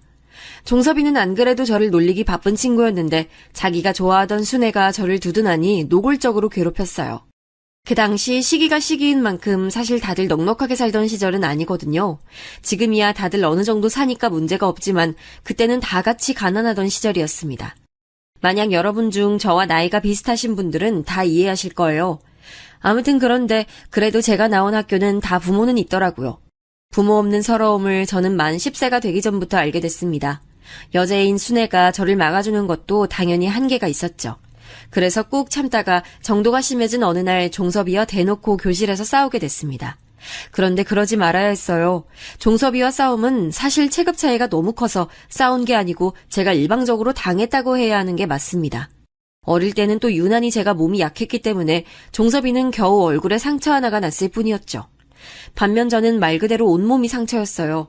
그렇게 교실을 뒹굴던 우리의 싸움이 어느 정도 정리되고 선생님은 종섭이 아버지와 우리 보육원 원장님을 학교로 부르셨어요. 4대 독자 우리 아들을 네가 뭔데 감히 때려? 너 뭐야? 부모도 없는 게 어디서 우리 아들한테 손을 대? 우리 아들 잘생긴 얼굴에 이게 뭐야? 아니 원장님, 보육원 애들 관리 이 정도밖에 안 되는 거예요? 진짜 너무 실망이에요. 이런 식이면 저희가 지원 더 못해드려요. 너무 실망이에요. 죄송합니다. 뭐하고 있어? 빨리 죄송하다고 해. 죄송합니다. 다시는 종섭이 안 때릴게요. 종섭이 부모님은 저를 보고 굉장히 많이 비난하셨어요. 그게 지금 거의 60년이 지났는데도 아주 생생하게 기억이 날 정도랍니다. 괴롭힌 것도 때린 것도 다 종섭이고 일방적으로 놀림을 당한 사람은 저예요. 그런데 모든 어른은 종섭이를 감쌌습니다. 담임 선생님도 물론 종섭이 편이었고 제가 지내던 보육원 원장님도 대놓고 저한테 사과하라고 강요하셨어요. 이 사건 이후로 저는 더 사람을 믿지 못하게 됐습니다. 유일하게 저에게 손을 내민 순애에 대한 애정만 깊어지는 계기가 됐어요. 원장님은 보육원에 와서도 저한테 제정신이냐고 화를 크게 내셨습니다. 알고 봤더니 종섭이네가 잘 살았다고 했잖아요. 그래서 보육원에 지원해주고 있었더라고요. 원장님은 저 때문에 보육원 지원이 끊길까봐 두려웠던 거예요. 그래서 저 이후에는 보육원에서도 저는 눈엣가시가 됐습니다. 서러움을 느낄 새도 없었어요. 학교에서도 보육원에서도 소외당하던 저를 유일하게 챙겨준 어른은 바로 순애 어머니였습니다. 어머 정수야 괜찮니? 연고라도 바르자. 이리 와. 다음날 순애가 저를 이끌고 간 곳은 바로 자기 집이었어요. 순애도 결코 잘 사는 집은 아니었습니다. 하지만 제 눈에는 보육원보다 훨씬 좋아 보였어요. 그날이 제가 순애 어머니를 처음 본 날이었습니다. 처음 봤는데도 어찌나 살갑게 맞아주던지 몰라요. 이미 순애에게 얘기를 많이 들었다고 어머님은 제 이름을 부르며 친절하게 대해주셨어요. 원장님도 그리고 선생님도 모른 척하고 오히려 뭐라 했던 제 상처들을 순애 어머니는 정성껏 돌봐주셨습니다. 그리고 보육원에서 단체 생활을 하느라 제대로 씻지도 못했던 저를 화장실에서 씻게 해주셨어요. 항상 배고픈 상태로 있었던 저에게 밥을 차려주셨는데 아직도 그 맛이 기억이 날 정도로 맛있었습니다. 밥다운 밥을 먹어봤던 게 그날이 처음 같아요. 그렇게 저는 순애와 순애 어머니에게 정서적으로 많이 의지하게 됐습니다. 학교에서 그리고 보육원에서 제대로 된 애정을 받지도 못했으니까요. 그나마 다행인 것은 바로 제가 그렇게 종섭이와 다투고 난 이후에 다른 애들은 저를 건들지 않았다는 사실이었습니다. 어쨌든 제가 건들면 가만히 있지 않다는 사실을 보여준 것이었으니까요. 국민학교를 지나 어느새 중학교까지 갔는데 저는 중학교도 졸업하지 못했습니다. 왜냐하면 보육원 원장이 자기 마음대로 중학교 중퇴를 시켰거든요. 보육원은 성인이 되면 나가야 했기 때문에 어떻게든 저를 이용하려고 했습니다. 그래서 학교에 보내지 않고 보육원 일을 시켰어요. 저는 중학생 때 그래서 보육원에서 어린 친구들을 씻기거나 혹은 청소하고 말 그대로 직원이 하는 일을 하기 시작했습니다. 학교에도 못 갈 정도로 일했으니 당연히 순애를 보는 것도 힘들었어요. 그런 저를 순애가 직접 보러 오기도 했습니다. 정수야, 힘들면 내가 같이 일할게. 나 안 그래도 아이들 좋아하잖아. 아니야, 내가 할 수 있어. 순애 너까지 아니래도 괜찮아. 순애는 심지어 와서 제 일을 같이 도와줬어요. 학교 끝나고 다른 친구들과 놀지도 않고 저한테 와서 같이 이불 빨래하고 장난감 정리를 하곤 했습니다. 그런 순애가 고맙기도 하고 미안하기도 했어요. 몇 년의 시간이 흘러 드디어 저도 성인이 되어 보육원에서 나오게 됐습니다. 사실 우리 보육원에서는 성인이 되면 마을에 있는 공장에서 일하곤 했어요. 하지만 저는 그러지 못했습니다. 왜냐하면 그 공장은 바로 종섭이 아버지가 하던 공장이었거든요. 제가 중학교 중퇴를 하면서 저는 종섭이와 있었던 갈등이 점차 사라졌습니다. 일하느라 힘들기도 했고 시간이 많이 지나기도 했으니까요. 그런데 종섭이와 종섭이 부모님은 아니었나 봅니다. 갈 곳이 없던 제가 공장에서 일하려고 찾아갔더니 종섭이 아버지는 저를 단번에 알아보셨어요. 우리 아들 때린 놈이 어딜 여길 와? 우리 아들이 어떤 자식인 줄 알아? 너 같은 고아는 전혀 모르겠지만 우리 아들은 4대 독자라고. 저를 과연 기억할까 싶었는데 당연히 기억하더라고요. 그 공장이 유일하게 지역에서 숙식도 되는 곳이고 큰 곳이라 일자리를 구하기 좋았거든요. 아쉽지만 저는 거기서 평생 일할 수 없게 된 것이었습니다. 그런데 문제는 그게 아니었어요. 공장에서 일하지 못해도 다른 곳에서 일할 수 있잖아요. 당장 보육원에서 나왔으니 갈 곳도 없던 저는 눈에 보이는 모든 가게를 들어갔습니다. 보육원 출신이라는 것을 말하며 일자리를 구했어요. 처음엔 몇 가게에서 받아줬습니다. 심부름하고 잡일을 하는 대신 돈을 조금씩 받았어요. 그런데 며칠이 지나면 사장님들이 그만 일하라고 하더라고요. 무슨 일이냐고 물어도 대답을 제대로 해주지 않았습니다. 그때 순애 어머님이 저에게 귀띔을 해주셨어요. 아무래도 박 사장 눈에 네가 단단히 거슬렸나 보다, 정수야. 그래도 기죽지 마. 저러다 말겠지라고 생각해. 그래야 네가 편해. 순애 어머니가 말씀해 주신 대로 종섭이 부모님은 제가 마음에 들지 않으셨나 봐요. 물론 종섭이도 그렇고요. 그래서 아무리 가게에서 정식으로 일하려고 해도 자꾸 해방을 놨습니다. 돈이 없어서 겨우 구한 돈으로 여관에서 지내곤 했어요.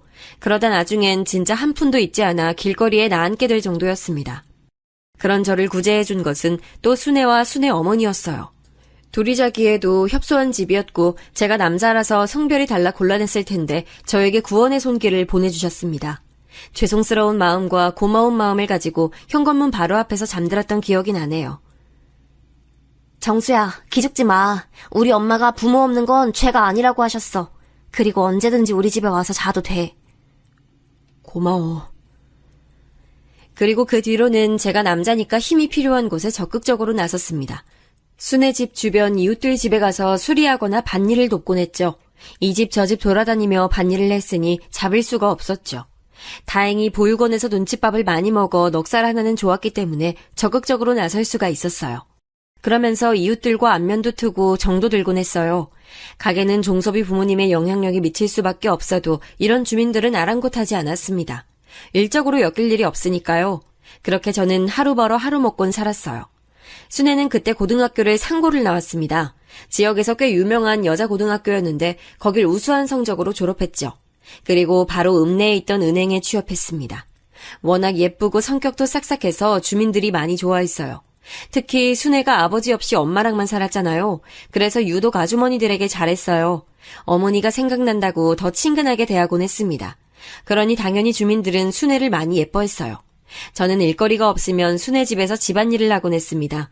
얹혀 사니까 그게 당연하다고 생각했죠. 굉장히 자연스럽게 어느새 저는 순애 집에서 같이 생활하고 있었거든요. 순애 어머니도 저를 아들로 생각하는 모양이었습니다. 이웃들도 정식으로 순애와 제가 결혼식을 올리지도 않았는데 이미 저를 순애 남편으로 생각했죠. 마누라는 어디 두고 혼자 장모님 모시고 왔어? 아유, 어르신, 저희 결혼 안 했어요. 아직 안 한 거지. 결국은 하겠다는 거네. 아유, 웃겨. 사위 하나 잘 뒀네. 하도 순애와 제가 붙어 다니고 어머니를 모시고 병원에도 다니고 하니까 주민들도 우리를 부부라고 생각했습니다. 연민과 동정으로 시작된 관계가 어느새 의지의 대상이 됐던 거죠. 이런 우리를 아니 곱게 본 사람은 유일하게 종섭이와 종섭이 부모님이었습니다. 특히 종섭이가 어릴 때부터 순애를 좋아한다는 사실은 순애도 저도 다 알고 있었거든요.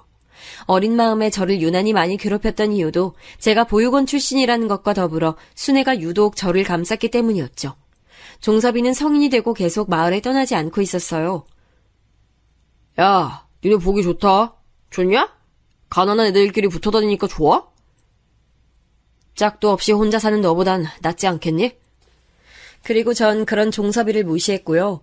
저는 대신 대학을 가거나 서울로 상경하길 바랐는데 전혀 그러지 않더라고요. 대신 마을에 남아 은행을 제 집 드나들듯 드나들었습니다. 공장 일로 왔다며 은행에 가면 은행장이 버선발로 마중 나왔거든요. 그런데 순애는 그렇게 종섭이가 자기를 보러 와도 눈길 하나 주지 않았습니다. 물론 사무적으로 반드시 해야 할 일은 했어요. 다만 사적으로 종섭이가 말을 걸면 아예 대답도 하지 않았죠. 심지어 종섭이는 무슨 자신감인지 순애에게 사귀자고 고백까지 했습니다. 당연히 순애는 거절했어요. 순애가 가장 싫어하던 것이 남을 무시하고 깔보는 거였거든요. 그런 짓을 너무나도 많이 했던 종섭이가 눈에 좋게 보일 리가 없었던 거죠. 그런 순애를 종섭이는 자기를 좋게 보일 생각은 전혀 하지 않았어요. 오히려 질투심과 열등감에 휩싸였습니다. 특히 고백하고 차인 후로는 더 심해졌죠. 아니, 은행장님, 직원 교육 이런 식으로 시킬 거예요? 나 이러면 이 은행 안 와요. 아유, 죄송합니다. 아이고, 순애 씨 왜 이래? 빨리 사과드려. 저는 일이 없을 때 은행 밖에서 순애를 종종 기다리곤 했습니다. 제가 밖에 있다는 것을 의식했는지 종섭이는 자기의 영향력을 많이 과시했어요. 저렇게 대놓고 자기 힘을 과시하면 순애가 더 안 좋게 보는데 종섭이는 그걸 모르는 것 같았습니다. 은행에 와서 괜히 시비를 걸고 하니 순애는 날이 갈수록 더 싫어했죠. 이때 가장 슬펐던 것은 바로 제가 할 수 있는 게 없다는 사실이었습니다. 돈도 없고 능력도 없고 잘난 부모도 없었으니까요. 현실을 아무리 부정하려 해도 제가 아무것도 가진 것이 전혀 없다는 것은 진실이었습니다. 그때 이제 저도 깨닫게 됐어요. 이대로는 안 되겠다 싶어서 제대로 일자리를 구해보려고 했습니다. 하지만 앞서 말했듯이 동네에서는 도저히 구할 수가 없었어요. 결국 저는 옆 지역까지 가서 일자리를 구하게 됐습니다.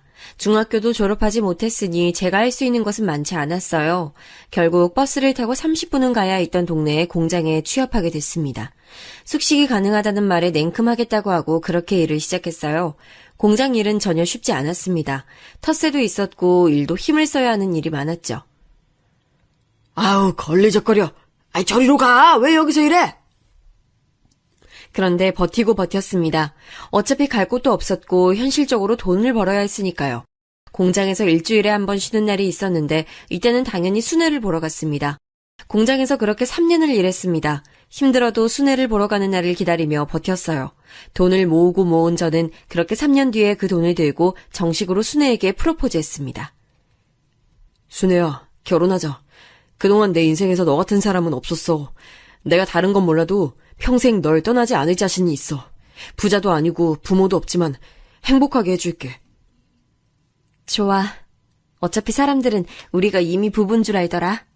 나도 네가 우리 엄마를 어떻게 챙기는지 아니까 든든하고 의지가 돼. 고마워.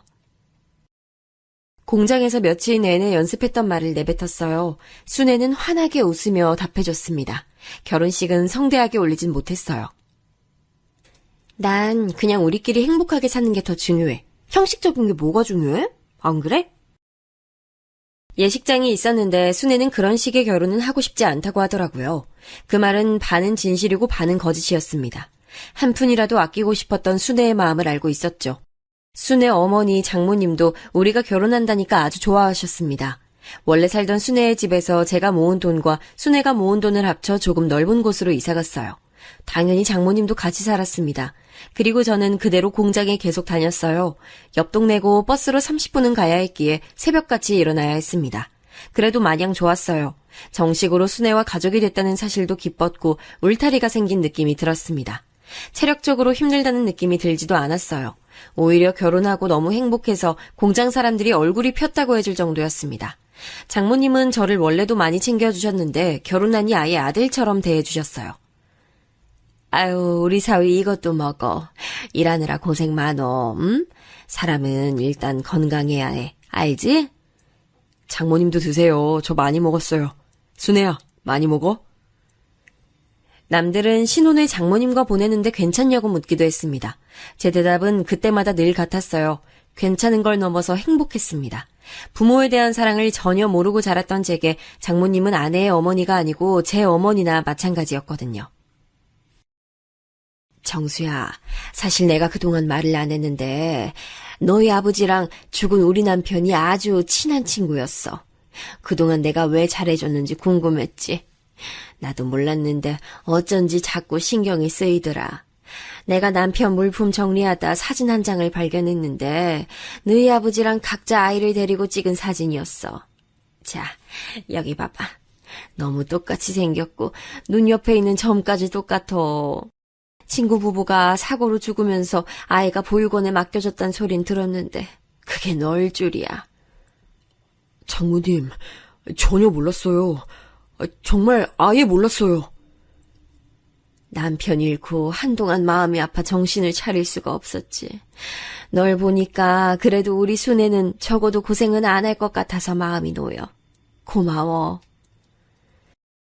장모님이 어느 날 장인어른 제사를 지내고 저를 따로 불러서 하신 말씀은 충격적이었습니다. 알고 봤더니 순애 아버지와 우리 아버지가 친한 친구였다고 하더라고요. 장모님이 건네주신 사진을 보고 저는 눈물이 왈칵 나왔습니다. 아버지는 저와 정말 똑같이 생겼더라고요. 이런 식으로 아버지를 볼 수 있어서 얼마나 감동이었는지 몰라요. 결혼하고 1년이 지났을 무렵이었습니다. 우리 부부에게도 드디어 아기가 찾아왔어요. 아기가 생겼다는 말을 듣고 너무 기뻐서 웃느라 입이 귀에 걸려 있었습니다. 직원들이 무슨 좋은 일이 있냐고 물으면 너무 신나서 아기가 생겼다고 소리치곤 했었죠. 매일 밤 잠들기 전에 순의 배를 쓰다듬으며 다른 건 바라지 않으니 건강하게만 태어나달라고 얼마나 빌었나 모릅니다. 다행히 아이는 아무런 문제 없이 아주 건강하게 태어났어요. 순애는 심지어 출산의 고통도 길지 않았습니다. 진통 없이 병원에 도착하고 바로 아기를 낳아서 장모님과 제가 얼마나 기뻤는지 몰라요. 그렇게 태어난 아이는 딸이었습니다. 아이의 이름은 순애와 제 이름을 합쳐 정애라고 지었어요. 정애가 태어나고 아버지가 된 저는 막중한 책임감이 생겼습니다. 원래도 순애와 장모님을 책임져야 한다는 책임감이 있었는데 아이까지 생기니 그 맘이 훨씬 커졌어요. 와중에 순애는 이제 결혼도 했으니 미래를 그려보자고 하더라고요. 그러면서 내심 제가 검정고시를 치길 원했습니다. 여보, 난 당신하고 오래 행복하게 살고 싶어. 당신 학교 계속 다니고 싶어 했잖아. 검정고시 준비해보는 건 어때? 보육원 원장님 때문에 중학교도 졸업하지 못한 제가 안쓰러웠나 봐요. 그래서 공장에 나가지 않는 날에는 집에서 공부하며 검정고시를 쳤습니다. 이 과정에서 순애에게 딸의 육아를 거의 전담시켜서 정말 미안했어요. 그럴 때마다 순애는 인생은 멀리 봐야 한다며 저를 다독였습니다. 그리고 마침내 저는 중고등학교 검정고시를 통과해서 졸업장이 생겼어요. 물론 그게 대학 졸업장도 아니고 엄청나지 않다고 생각하실 수도 있습니다. 하지만 그 당시 저에겐 남들 다 있는 졸업장이 그렇게 부럽더라고요. 이렇게 순애는 제 인생에서 너무 많은 도움을 줬습니다. 장모님도 말할 것도 없어요. 항상 제가 좋아하는 음식을 해주시고 그렇게 집안일을 하지 말라고 해도 나서서 하셨죠. 아이가 크면서 저도 확실히 가족들과 지내는 시간이 많아지길 원했습니다. 그래서 다니던 공장을 그만뒀어요. 대신 동네에 작게 슈퍼를 열었습니다. 골목 슈퍼였는데 집과 가까운 곳에 가게를 열고 장사를 시작했습니다. 다행히 이웃들과 원만한 관계를 유지하고 있어 매출이 아예 나쁘진 않았어요. 그렇다고 완전히 매출이 높았던 건 절대 아니었지만 저는 딸과 아내 그리고 장모님을 가까이서 볼 수 있다는 것이 만족스러웠죠. 옛날이고 또 시골이라 거의 다 서로 아는 사이였거든요. 그래서 같이 국민학교에 다녔던 친구들도 마주치고 오랜만에 보육원에서 살던 친구들도 마주치곤 했습니다. 물론 그 과정에서 종섭이의 행패도 있었어요. 물건이 이게 다야? 무슨 가게가 이렇게 형편이 없어? 너한텐 물건 안 판다. 나가라. 뭐? 손님을 이렇게 대해도 되는 거야? 뭔 장사를 이딴 식으로 해. 그러면서 가게 운영이 잘 될 것 같아? 너만 아니면 다른 손님들은 다 멀쩡해서 괜찮아. 나 진짜 경찰 부르기 전에 빨리 나가. 종섭이는 잊을만 하면 우리 가게에 와서 괜히 시비를 걸곤 했습니다. 그때는 이미 친구들도 슬슬 결혼하고 자리를 잡아갈 때였는데 혼자만 결혼도 못하고 있었거든요. 자기가 괴롭히던 친구와 자기가 오랜 시간 짝사랑한 상대가 결혼해서 아기를 낳았으니 얼마나 보기 싫었겠어요. 저도 그 열등감을 모르는 건 아니었습니다. 하지만 이제 저는 가정이 있는 사람이었고 제가 아니면 우리 가족을 누가 지키겠어요. 그래서 적당히 받아치기도 했습니다. 그리고 사실 종섭이는 그렇게 심한 행패는 부리지 않았어요. 다 서로 아는 사이고 하니까 본인 이미지도 걱정됐겠죠. 그래서 그것도 몇 년이 지나며 수그러들었습니다. 아이를 데리고 장모님을 모시고 순애와 넷이 부산 여행을 가기도 했어요. 슈퍼 문을 닫고 같이 차를 타고 갔는데 너무 재밌었던 기억이 납니다. 그때 찍은 사진도 아직도 제 보물이에요. 이 부산 여행은 우리 가족에게 큰 의미거든요. 왜냐하면 저 여행이 우리 넷이 처음이자 마지막으로 같이 갔던 여행입니다. 가기 전까지는 아주 좋았어요. 가서 아이한테 입힐 옷도 새로 사고 옆집 아주머니께 자랑도 했죠. 슈퍼에 오는 단골들께 며칠간 집을 비운다고 말하면서 행복해서 빵실빵실 웃었던 기억도 납니다. 그도 그럴 게 우리 가족 넷은 한 명도 바다를 실제로 본 적이 없었어요. 정혜야 아직 어려서 그렇다 쳐도 저와 순애 그리고 장모님은 평생을 이 시골에서 살았으니 볼 일이 없었습니다. 여행 한번 가보지 못한 장모님을 보니 가슴이 아팠어요. 그래서 하루라도 빨리 호강시켜드리고 싶었죠. 하필 우리가 자란 지역이 충청도 내륙이라 바다를 보기 쉽지 않았어요. 그렇게 설레는 마음을 가지고 저 멀리 부산까지 가게 됐습니다. 와, 바다다. 너무 예뻐, 여보. 데려와줘서 진짜 고마워. 드디어 바다를 내 눈으로 본다. 와, 나 지금 진짜 행복해. 당신이 행복하다니까 다행이다. 장모님 이리 오세요. 우리 정혜랑 같이 사진 찍어요. 저도 그렇고 순애도 그렇고 처음 보는 바다에서 아이처럼 기뻤어요. 순간 순애가 표정을 찡그릴 때도 있긴 했는데 의아해서 쳐다보면 다시 웃고 있어서 그냥 넘겼습니다. 부산에서 바다도 실컷 보고 맛있는 것도 많이 먹고 다시 고향으로 돌아와서는 일을 열심히 했어요. 한번 여행을 다녀오니 또 가족끼리 가고 싶더라고요. 그래서 살면서 이런 우리끼리 추억을 많이 만들고 싶었습니다. 슈퍼 운영 시간도 늘리고 예전처럼 이웃들에게 혹시 일손이 필요하면 말하라고 했어요. 그렇게 돈을 모으고 있었습니다. 순애는 딸을 임신하고 나으며 은행을 그만뒀어요. 그래서 집에서 장모님과 같이 아이를 키우고 슈퍼에서 저를 돕곤 했습니다. 순애와 저는 그 흔한 부부싸움도 하지 않았어요. 아내는 워낙 현명한 사람이라 저와 의견이 대립하지도 않고 가만히 듣고 있으면 다 맞는 말이었습니다. 제가 너무 아내를 사랑해서 사실 싸우고 싶은 마음도 들지 않았죠. 그렇게 부산 여행을 다녀오고 1년도 지나지 않던 어느 날이었습니다. 아니 사장님 빨리 와. 어떻게 사모님 쓰러졌어. 지금 그거 할 때가 아니야 이 사람아. 그날은 마침 옆집에서 밭일을 도와달라고 했던 날이에요. 그래서 슈퍼는 순애에게 맡기고 밭일을 돕고 있었습니다. 일당이 높아 좋았거든요. 그렇게 이웃들과 담소를 나누며 일하고 점심까지 먹었던 기억이 나요. 슬슬 다시 일하려고 하는데 저 멀리서 아는 주민이 달려오더라고요. 그러면서 저보고 아내가 쓰러졌다고 외치며 빨리 오라고 다급한 소리를 했습니다. 그 다음엔 정신이 없어서 기억이 나지 않아요. 병원으로 달려갔고 의사 입에서 암이라는 소리가 나왔던 것만 기억납니다. 현실을 믿고 싶지 않아 몇 번을 물어봤는지 몰라요.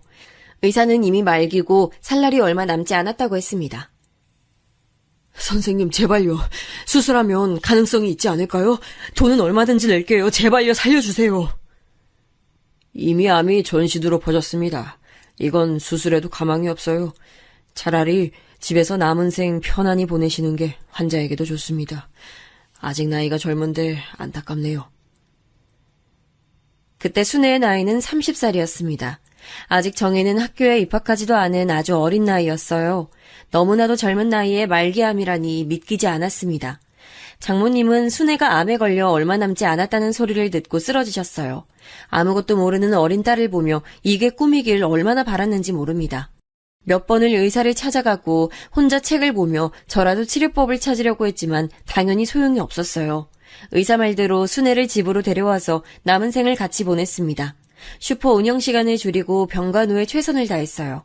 이 소식을 들은 주민들이 위로를 보냈는데 귀에 들어오지 않았습니다.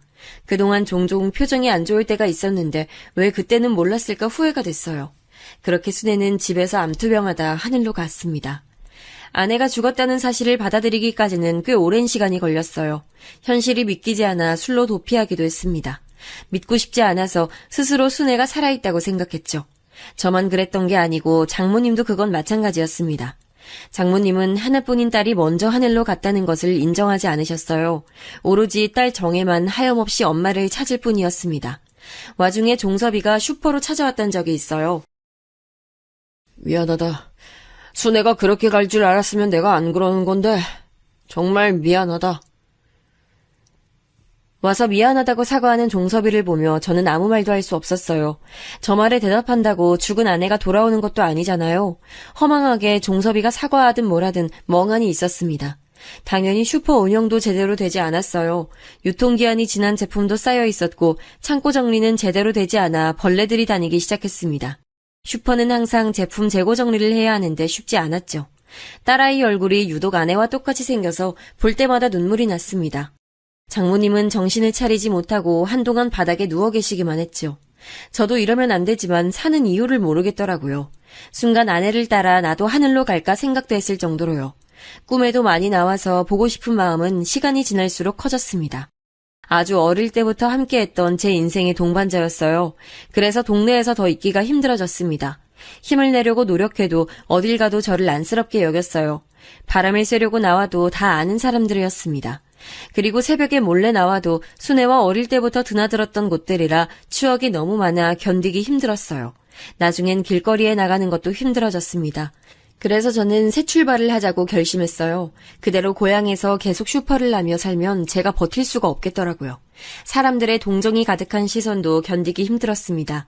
또 제가 부모가 없는 고아였고 순애는 아버지가 없었잖아요.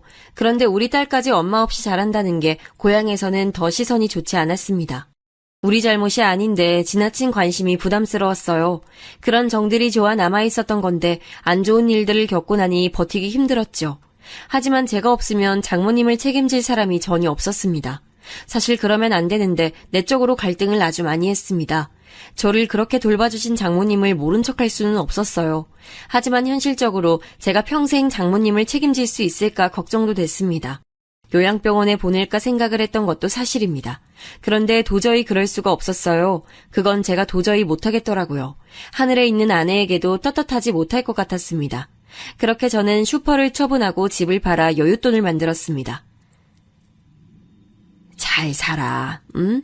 성공하면 꼭 들리고, 알지? 안 좋은 경험은 다 잊고 좋은 경험만 가져가, 이 사람아. 그동안 수고했어.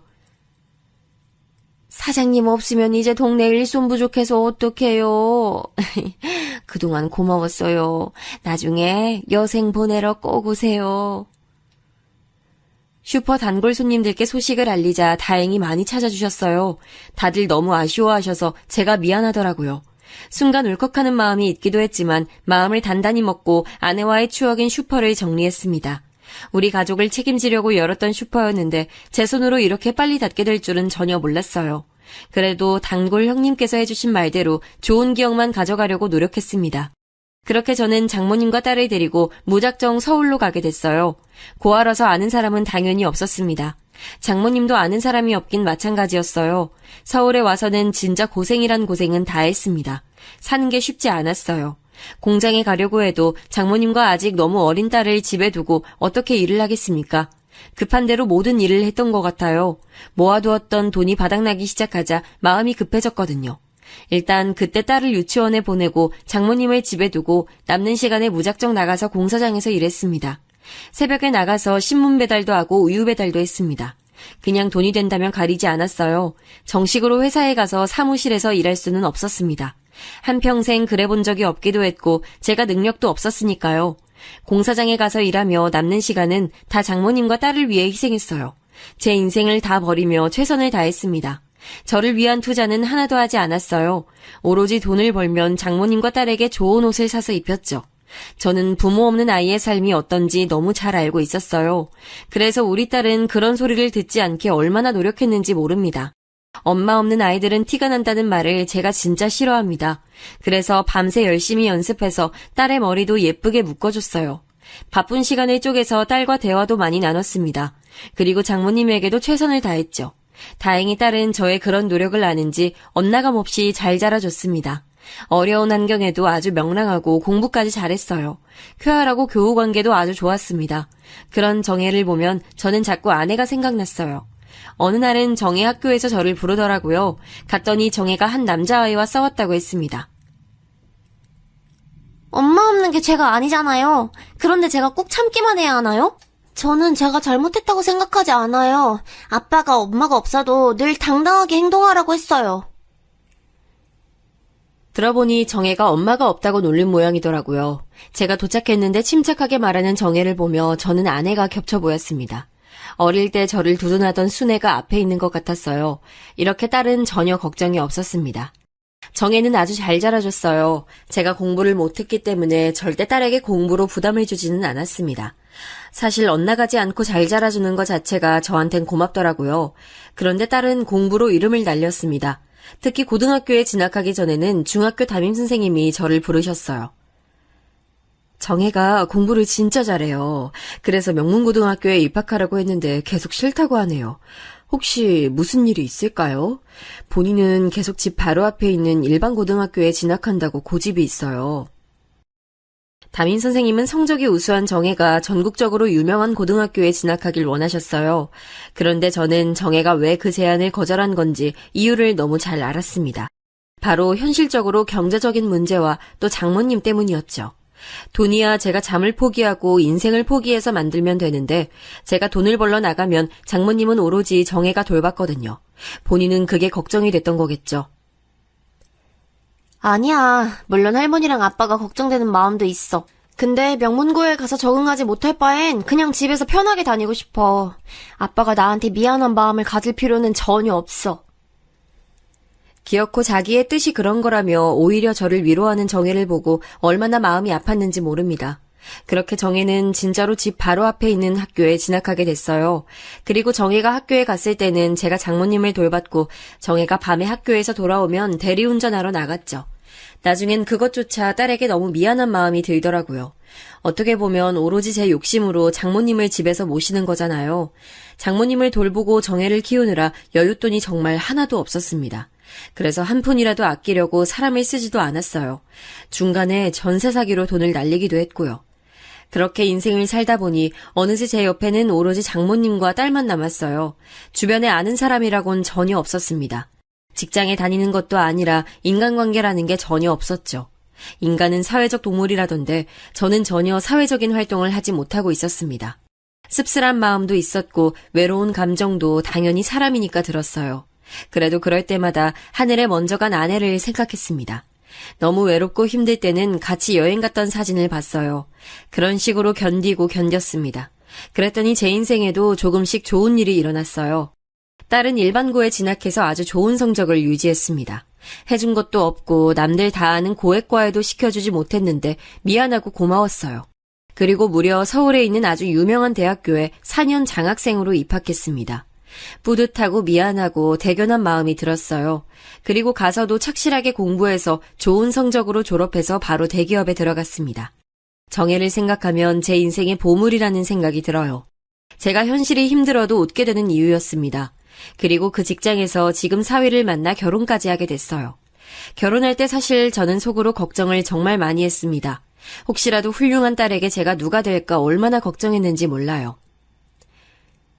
이렇게 착하고 똑똑한 딸을 혼자 키우셨다니 진짜 대단하세요.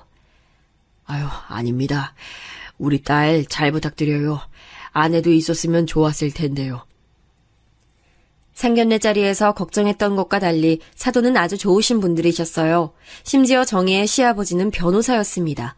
좋은 집안에 시집을 보내니 뿌듯한 마음이 들었죠. 결혼식 날에는 눈물이 나오는 걸 참느라 힘들었습니다. 결혼식 전에는 혼자 아내 묘지에 갔다 오기도 했어요. 그러면서 오랜만에 고향에 방문했는데 옛 생각이 나더라고요. 혹시나 하고 제가 자랐던 보육원을 방문했던데 그때 계셨던 원장님은 이미 돌아가신 후였습니다. 물어봤더니 교통사고로 돌아가셨다고 하더라고요. 통쾌하거나 좋은 마음은 안 들었습니다. 그러면서 예전에 살던 집도 들리고 그 전에 순애와 장모님이 둘이 살던 집도 들렀어요. 마지막으로 우연히 종섭이의 소식도 들었습니다.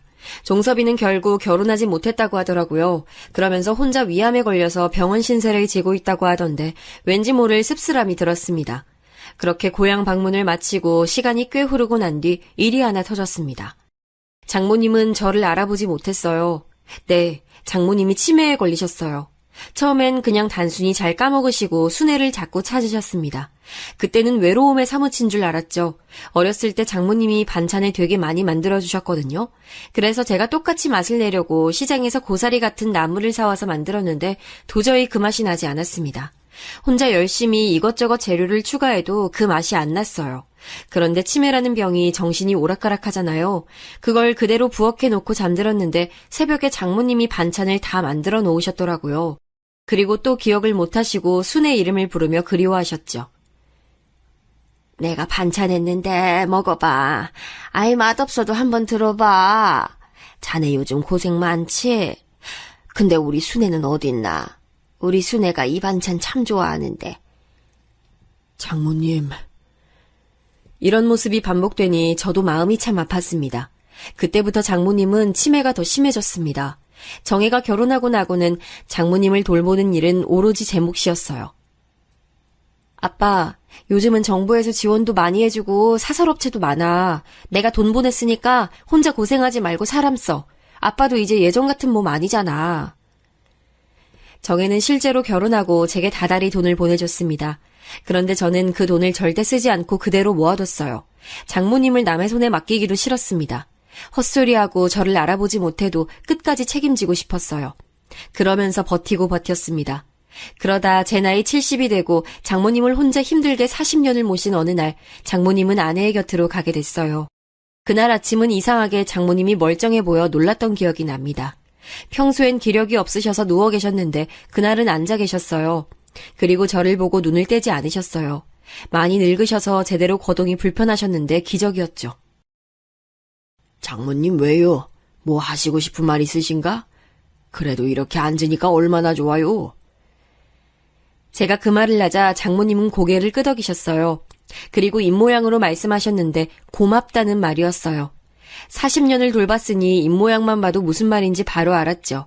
그리고 뭐라 더 말씀하셨는데 땅이라는 단어였어요. 그때는 그게 무슨 의미인지 전혀 몰랐습니다. 고맙긴 나 키운 것도 장모님인데요. 그래도 말 들으니까 좋네요. 그리고 장모님은 그날 밤 조용히 순의 곁으로 가셨어요. 병원에서 이 정도로 오래 사신 것은 기적이라고 하더라고요. 저한테 아주 잘 돌봤다고 칭찬해 주었습니다. 장모님 돌아가시고 정혜와 많은 얘기를 나눴어요. 아빠는 어떤 마음이야? 후련해? 아니면 슬퍼? 모르겠어. 그냥 후회는 없어. 어렸던 나를 살린 장모님과 아내에게 최선을 다하고 싶었던 마음뿐이지. 그리고 놀라운 일이 벌어졌습니다. 정혜와 같이 장모님 사망 서류를 작성하고 많은 서류를 정리하는데 뜻밖의 일이 일어났어요. 바로 장모님 명의로 된 땅이 있다는 소식이었습니다. 딸과 저는 직원에게 우리 아니라고 했는데 직원은 끝까지 맞다 했어요. 그래서 확인해봤더니 알고 보니 제가 장모님을 모시고 아내와 딸과 같이 슈퍼를 했을 때 있잖아요. 그때 장모님은 제가 주는 돈을 하나도 쓰지 않고 모으셨더라고요. 그리고 땅을 사놨던 거예요. 그런데 그러고 나서 바로 아내가 암에 걸려 하늘로 가서 우리에게 알릴 시기를 놓치셨죠. 그 뒤로는 계속 정신이 아프시고 치매에 걸리셨으니 당연히 말할 수가 없었고요. 그 시기를 지나며 땅값은 예전과 비교도 할 수 없을 만큼 올랐습니다. 그래서 제 나이 70에 드디어 통장에 셀 수 없는 돈이 꽂혔어요. 딸은 40년 동안 장모님을 인생을 포기하며 모신 대가라고 생각하라고 하더라고요. 하지만 저는 제 나이도 있고 살 날이 뭐 얼마나 있겠습니까? 그래서 제가 앞으로 살며 필요한 최소한의 돈을 두고 다 보육원에 기부했습니다. 제가 나온 보육원을 포함해 여러 곳에 분산시켜 기부했어요. 어렸던 저에게 도움을 줬던 장모님 덕분에 제가 이렇게 기부할 수 있으니 저도 그런 존재가 되고 싶었습니다. 일부러 익명으로 돈을 기부했는데 마음이 아주 뿌듯해요. 이 결정엔 전혀 후회가 없습니다. 제 사연은 여기까지입니다. 사연을 쓰며 제 인생을 돌아봤는데 참 파란만장했네요. 여러분도 제 사연을 들으며 조금이라도 힘을 내셨으면 좋겠어요. 들어주셔서 감사합니다.